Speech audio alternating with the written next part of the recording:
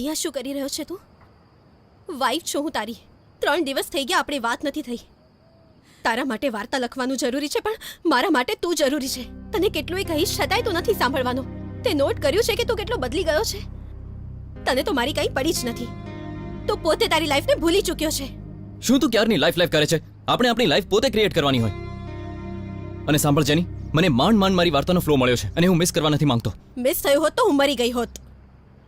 તારી સાથે વાત કરવી જ નકામી છે. આ જગ્યા મને બિલકુલ નથી ગમતી. ચાલ અહીંયાથી નીકળી જઈએ. સાંભળ, તું ઘર પર આમને આમ બેઠો રહીશ તો પણ ચાલશે. મારી વાત ધ્યાનથી સાંભળ. હું કમાઉં છું ને તને સંભાળી લઈશ.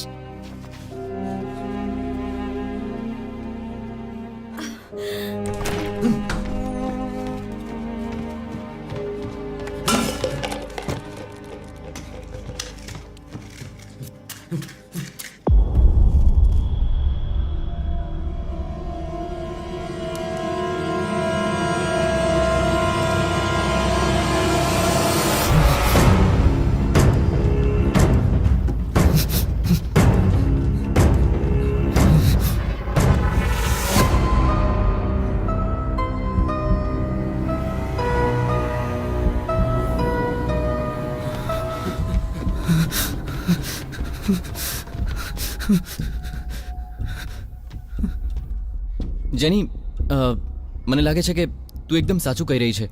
આપણે લોકો આજે જ ઘરે જવા માટે નીકળી જઈશું. You get ready, I'll pack my bags.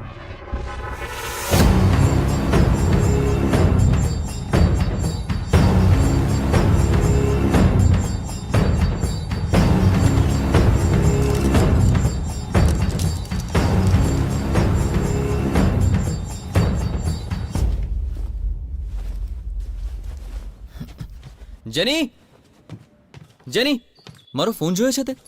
તું ક્યાંય પણ છોડી દે છે અને પછી આવીને મને પૂછે છે.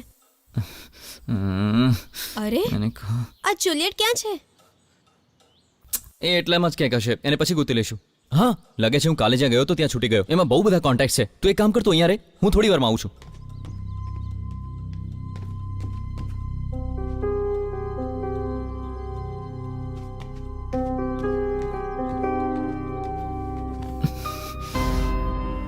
હું જલ્દી પાછો આવી જઈશ. પોતાનું ધ્યાન રાખજે.